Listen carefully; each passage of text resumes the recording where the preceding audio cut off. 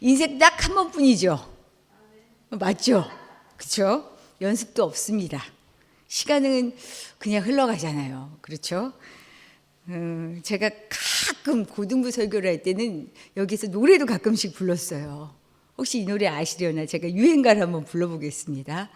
언젠가 가겠지 푸르르니 청춘 지고 또 피는 꽃잎처럼. 이 노래 부르면 되게 서글퍼지지 않으세요? 예, 옛날엔 그냥 서글프다 했는데 이제 진짜 서글픈 것 같아요. 시간이 지나갑니다. 사는 것은 한 번뿐이잖아요. 어떤 사람은 그래서 마음껏 즐기다가 좀 폼나게 멋지게 떵떵거리며 살아야 되는 게 인생 아니냐라고 얘기합니다. 그런가 하면은 또 어떤 사람들은 아니지, 한 번이니까 의미 있게 가치 있게 이렇게 살아야 한다라고 이야기도 합니다. 어떻게 살고 싶으세요? 끝이 보이지 않지만 우리의 생명의 시작이 있었죠. 그것처럼 마지막이 있는 인생입니다. 어떻게 살아야 하는지가 사실은 우리 숙제죠. 그게 그냥 인생인 거죠. 그렇죠? 이런 인생 가운데 그리스도인들은 이 인생의 숙제를 푸는 방법을 하나님에게서 찾는 사람들이다. 맞죠? 하나님에게서 우리의 인생을 찾고 있습니다. 근데 하지만 그리스도인이라고 해서요, 이 숙제를 모두 다 제대로 풀고 있는 것 같지는 않아요. 목사라고 해서 예외도 아니고요. 장로도 집사도. 직분이 문제가 아닌 것 같아요. 그리스도인은 세상 속에서 하늘의 소망을 품고 그리고 퍼뜨리며 하나님의 나라를 만들어가는 사명을 안고 사는 사람들이잖아요. 그런데 여기에서 중요한 건 세상과 하늘이라는 경계선이에요. 이걸 어떻게 유지하느냐에 따라서요, 오늘 제목처럼 타협하며 살 수도 있고요, 아니면 성별되게 구별되게 살 수도 있어요. 한 끗 차이, 우리 종이 한 장 차이, 뭐 이런 얘기 많이 하는데 정말 한 끗 차이인 것 같아요. 나는 과연 하늘의 가치를 땅에서 실현하며 살아갈 사명을 가지고 이 땅에 살아가는 그리스도인인데 세상과 타협하지 않고요, 구별되게 진짜 그 경계선을 잘 유지하며 살고 있는가 돌아보는 시간이 되었으면 좋겠어요. 세상과 하늘의 가치 사이에서 타협이 아닌 구별된 삶, 그럼 그게 뭘까요? 그것은 참 어렵죠. 해석에 따라서도 달라지고요. 오늘 본문을 통해서 살펴보려고 합니다. 오늘 본문에서는요, 여러 이방 민족들과의 사이에서 하나님의 사람으로서의 정체성을 잃어버린 이스라엘 백성들의 모습이 나와요. 모범적인 사례를 보여주는 게 아니라 그 정체성을 잃어버리고 세상과 타협하는 이들의 모습이 보여져요. 그러면서 하나님이 책망하시는, 호세아 선지자를 통하여서 책망하시는 부분이 나와요. 우리 이 책망을 보면서 우리의 모습을 한번 들여다보는 시간이 되었으면 좋겠어요. 호세아 선지자가 활동을 시작했던 시기는요, 초기 이스라엘 북왕국과 남유다가 있었죠. 북이스라엘과 남유다가 있었는데 북이스라엘이 먼저 망합니다. 그리고 남유다가 나중에 망하는데, 이 호세아 선지자가 활동하던 시기는 이스라엘 북왕국 여로보암 2세 때였어요. 이때 상당히 이렇게 뭐라 그러죠, 일시적으로 좀 번영을 이루던 시대예요. 그랬는데 얼마 지나지 않아서요, 이방 문화와 사상이 결탁되면서 종교가 부패하고 도덕도 아주 도덕적으로도 타락하는 그런 위기를 만나요. 이때 하나님께서 호세아 선지자를 통해서 이스라엘 백성들을 찾아오십니다. 그때 쓰여진 바로 그 책이 호세아서고요, 호세아 선지자예요. 하나님이 선지자를 부르실 때는 어떻게 보면 좀 이렇게 멋지게 부르셨어요. 이사야 선지자를 부르실 때는요, 너는 가서 이 백성에게 말해라, 나의 말을 해라. 아모스에게도요, 너는 가서 내 백성에게 예언하라. 예레미야에게는요, 보라, 내 말을 내 입에 두었느니라. 이 정도는 받아야 하는데 호세아 선지자를 부르시는 장면은 사실 좀 충격적이에요. 호세아서 1장 2절의 말씀을 보면요, 이렇게 말씀하십니다. 여호와께서 처음 호세아에게 말씀하실 때 여호와께서 호세아에게 이르시되 너는 가서 음란한 여자를 맞이하여 음란한 자식들을 낳으라. 이 나라가 여호와를 떠나 크게 음란함이니라. 선지자인데 하필이면 부르심을 받아도 이렇게 부르심을 받아요. 이 말씀 보다가 문득 그런 생각이 들더라고요. 사람마다 자기 그릇이 있구나. 진짜로 크고 작고가 아니라 사람마다 부르심의 그 모양과 이게 내용이 다른 거구나. 우리 때로는 이 말씀 보면서 준비하다가 잠깐 든 생각이었는데, 우리 믿음을 같이 서로 가진 부부가 만나기도 하지만 그렇지 않은 경우도 있잖아요. 그렇죠? 그것 때문에 얼마나 많이 애타고 마음 아파해요. 근데 또 그 일을 위해서 또 부르심을 받은 거예요. 그렇게 생각하니까 위로가 되시죠? 그럼요. 호세아 선지자를요, 다른 선지자들하고는 좀 다르게 부르신 거예요. 황당한 명령에 호세아가 순종합니다. 그래서 음란한 여인 고멜을 아내로 맞아들이죠. 그러면서 깨닫게 돼요. 하나님의 말씀을 떠난 이스라엘 백성이야말로 진짜 부도덕한 삶이구나. 이게 음란인 거구나. 그래서 하나님을 배반한 죄에서 떠날 것을 진짜 사랑으로 호소하기 시작합니다. 자기의 경험을 통하여, 그리고 자기의 삶을 통하여 하나님의 말씀을 그대로 받는 거죠. 이렇게 예언한 사람이, 이렇게 하나님의 말씀을 전한 사람이 호세아 선지자예요. 오늘 본문에서는요, 이스라엘 백성들이 이방 문화와 타협하고 타락했을 때의 상황을요, 비유로, 3가지 비유로 얘기하셔요. 이 비유를 들어서 구별된 삶을 살아야 한다. 너희가 이것이 문제다라는 것을 지적하셔요. 그 3가지 비유가 뭐냐? 뒤집지 않은 전병이다. 어리석은 비둘기다. 속이는 활이다.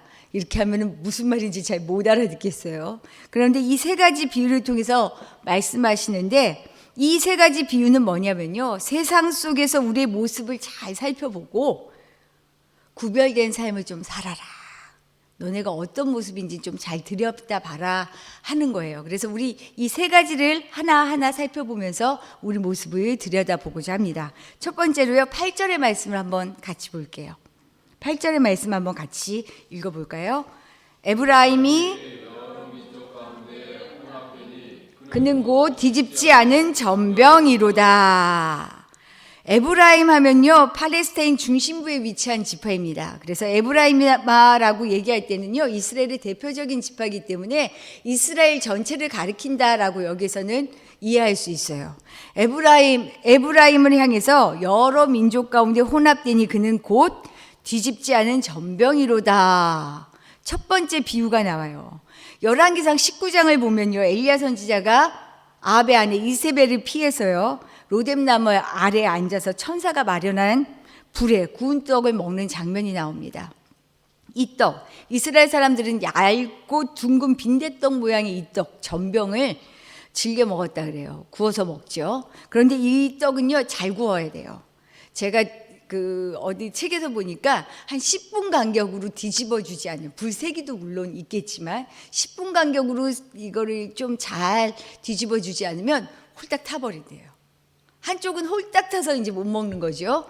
근데 뒤는 어때요? 안 익은 거예요. 지금 이스라엘을 향해서 이렇게 얘기하시는 거예요. 이처럼 한쪽은 타버리고 한쪽은 익지 않아서 쓸모없어진 뒤집지 않은 전병과 같다. 너네 진짜 아무짝에는 쓸모없는 모습으로 지금 살고 있다라는 것을 얘기하는 거예요. 그 이유가 9절에 나옵니다. 뭐라고 얘기하냐면요, 이방인들이 그의 힘을 삼켰으나 알지 못한다. 이방인들한테 너희들이 삼키워졌다라는 얘기예요. 이방 문화를 받아들이고 그 사상을 받아들이면서요, 이방 문화에 자기들이 영향을 준 것이 아니라 그냥 영향을 받은 거죠. 이미 8절에서도 이렇게 얘기해요. 여러 민족 가운데 혼합된 것이 문제다라고 지적하고 있어요. 당시 이스라엘은 정치적으로요, 외압에 의해서 어려운 상황이었습니다. 강대국 애굽을 찾아가서 그래서 도움을 청하죠.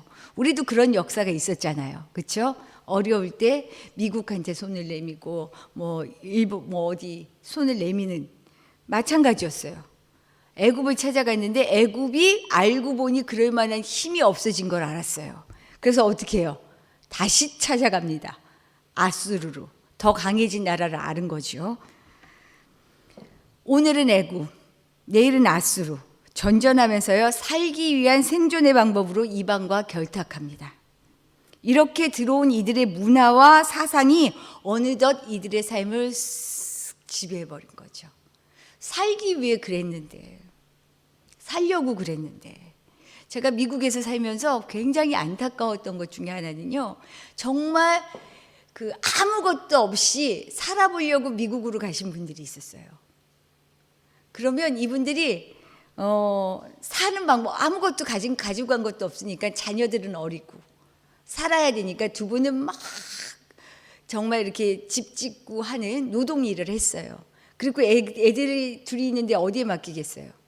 맡길 데가 없는데 미국인 아주머니한테 맡겼어요.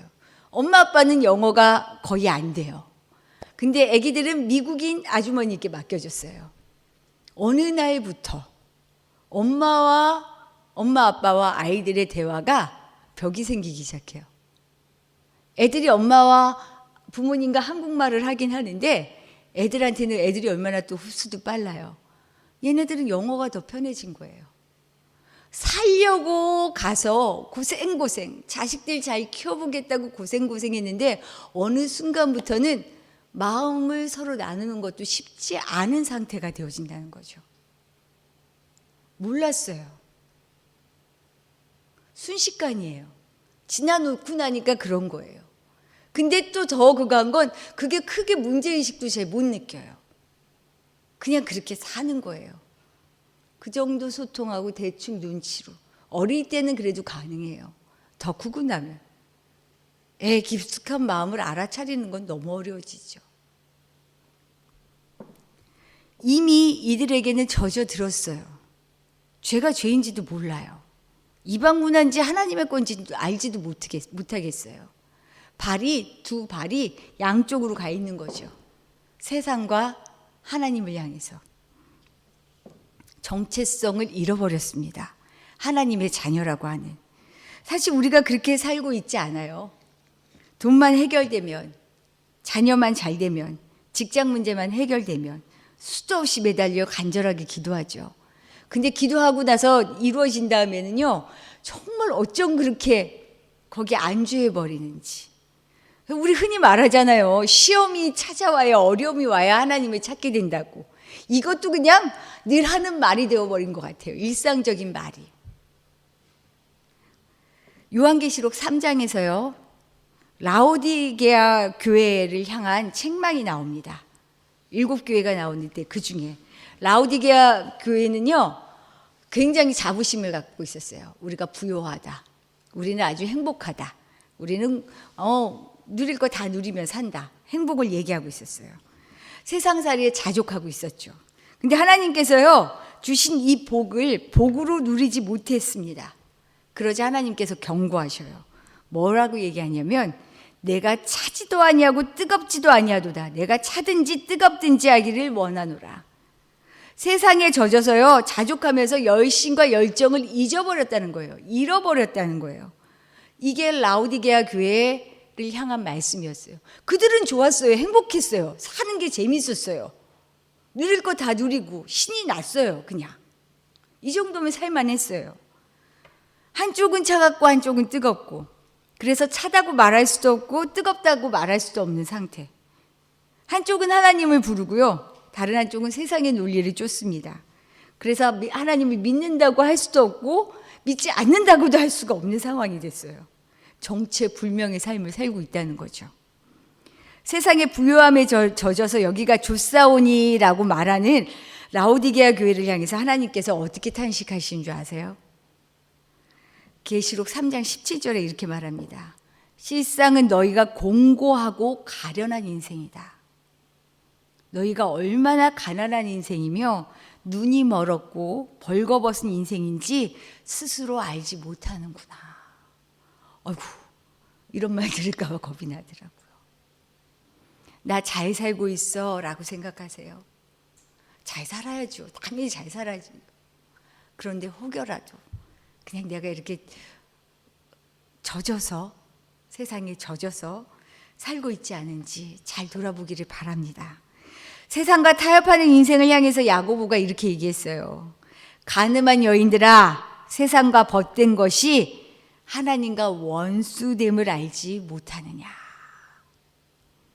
전병을 구우려면요, 뒤집어서 전체를 구워야 합니다.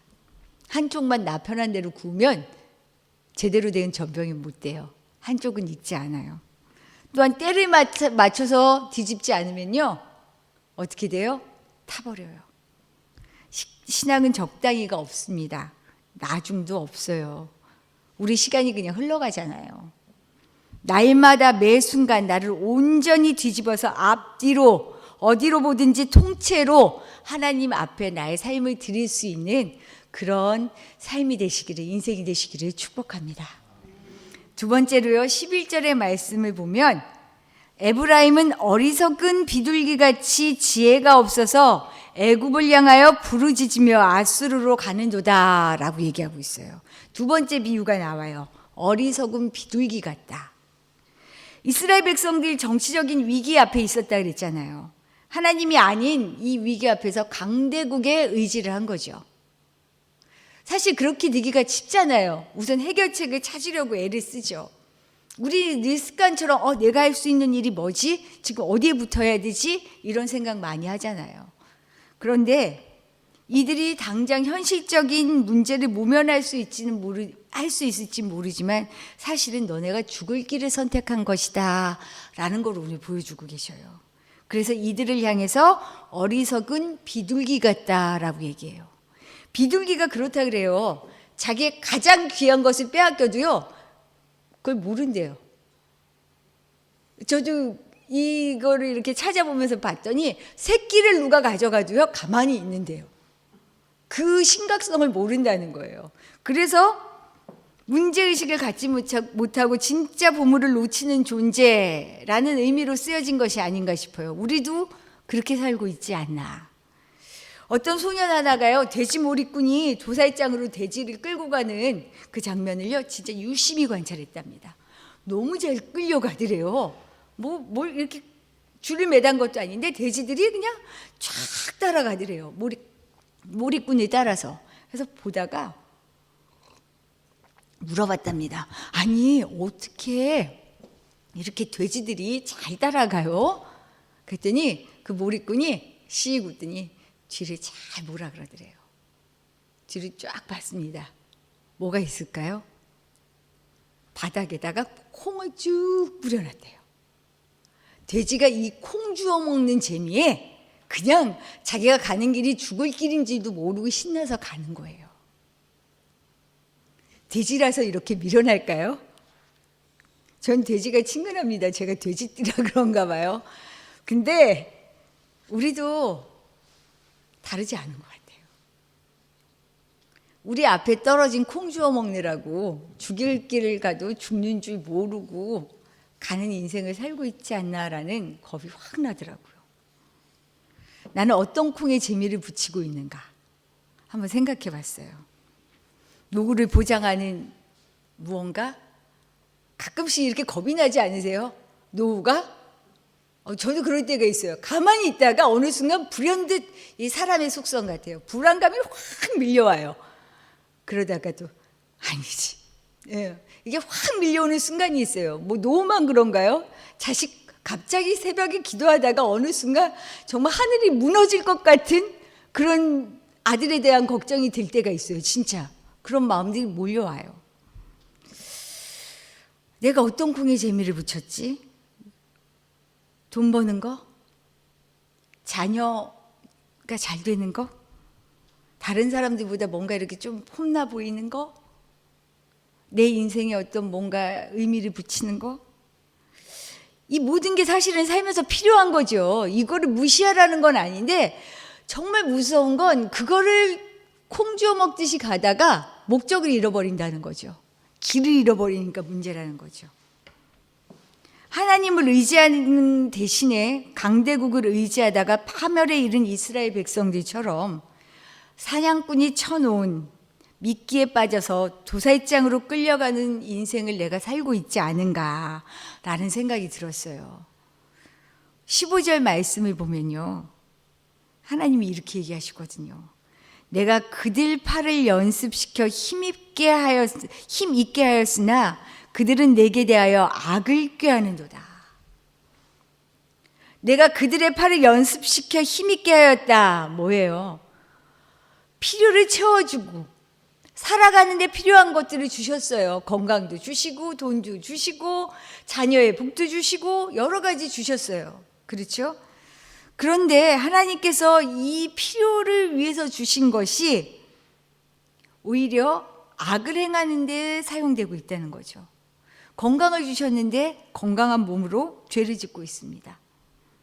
허락하신 물질, 풍요함에 젖어서 방탕해지고 있어요. 더 욕심이 나요. 하나님이 내게 주신 지위를 악용해서 이기심을 막 발휘해요. 그러니 우리의 필요를 채워주신 하나님의 은혜가 오히려 악하게 사용되고 있다. 지금 한탄하시는 거죠. 내가 받은 은혜를 세어보아요. 제가 그 한 가지 이번에 깨달은 게, 제가 사실은 얼마 전에 이렇게 우울해지더라고요. 불안해지더라고요. 진짜로 세상살이에 불안해지는 거예요. 그러면서 이렇게 내가 왜 이렇게 불안하지 막 이렇게 되짚어 보는데 그 원인은 내가 지금 누리고 있는 삶이 은혜라는 것을 또 잊고 있었구나 하더라고요. 다른 게 아니에요. 은혜 아니면 나 서지 못하리. 십자가의 그 사랑, 능력 아니면 나 서지 못하리. 이 고백 없이는 죽었다 깨어나도 하나님의 사람으로 살 수가 없는 것 같아요. 내가 받은 은혜를 세워보아야 합니다. 받은 은혜를 어떻게 하면 잘 사용할 수 있는지 돌아봐야죠. 내가 잘나고 특별해서 받은 은혜가 아니잖아요. 그냥 선물이에요. 하나님이 주신 선물. 선물을 주신 분은 이것의 값어치를 잘 알아서 사용할 때 기뻐하시죠. 보내주신 선물을 악용하면 그 선물 오히려 독이 됩니다. 주신 분도 마음을 거두시죠. 선물을 가치 있게 사용하여서 내 인생을 값어치 있게 만들 수 있는, 그래서 어리석은 비둘기 같다라는 이런 말씀 들으면 안 되잖아요. 우리가 하나님 앞에 은혜를 세워보며 정말로 하나님 앞에 값진 인생으로 보답해 드릴 수 있는 그런 삶 살아가기를 축복합니다. 마지막으로 16절 말씀 한번 같이 볼게요. 16절의 말씀입니다. 한번 읽어볼게요. 그들은 활과 같으며, 여기까지요. 그들은 돌아오나 높으신 자에게로 돌아오지 아니하니 속이는 활과 같으며. 여기 활을 쏘는 사람이 활을 잡고 있어요. 활을 잡은 모든 사람에게는 그 마음속에 기대가 있죠. 어때요? 겨누는 목표가 있단 말이에요. 겨누는 목표. 그래서 그 목표를 향하여 활씨를 당깁니다. 그런데 그것이 엉뚱한 방향을 향해서 날아가요. 그럼 어떡하죠? 지금 이 모양이 우리 모양이라는 거예요. 이스라엘 백성들을 향해서 돌아오나 높으신 자에게로, 하나님께로 돌아오지 않고요, 속이는 활과 같다. 돌아올 줄 모른다는 거예요. 어떤 죄 가운데서도 다시금 하나님께로 돌아오라고 하시는 그 회개의 촉구를요, 결국 알아듣지 못하고 죽을 길을 향해 가는 이스라엘 백성, 우리를 향한 비유의 말씀입니다. 이들의 결국이 16절 하반절에 보면요, 칼에 엎드러지고 조롱거리가 된다라고 얘기하고 있어요. 호세아서를 읽어보면요, 진짜 징글징글할 정도로 끊임없이 죄를 짓는 이스라엘 백성들, 간음의 비유화해서 그 죄가 나옵니다. 너무 미련해 보이잖아요. 그런데 또 여기에 질세라, 우리 하나님 진짜 한 고집 하시는 것 같아요. 그렇게 미련하게 아니다 하고 하나님 거절하고 딱 가는데도요, 와라 하세요. 근데 그게 어느 정도 되냐? 야, 호세아 선지자에게 음란한 여인과 결혼해서 음란한 아이를 낳으라고 했죠. 그런데 고멜가 그래서 결혼해서 세 자녀를 낳았는데요. 고멜의 이 음란한 죄가 결혼했다고 그쳐졌을까요? 아닐까요? 아니요. 그의 죄가 계속됩니다. 3장에서 보면요. 그의 부정한 모습이 결혼한 후에도 이어지는 걸 알 수 있어요.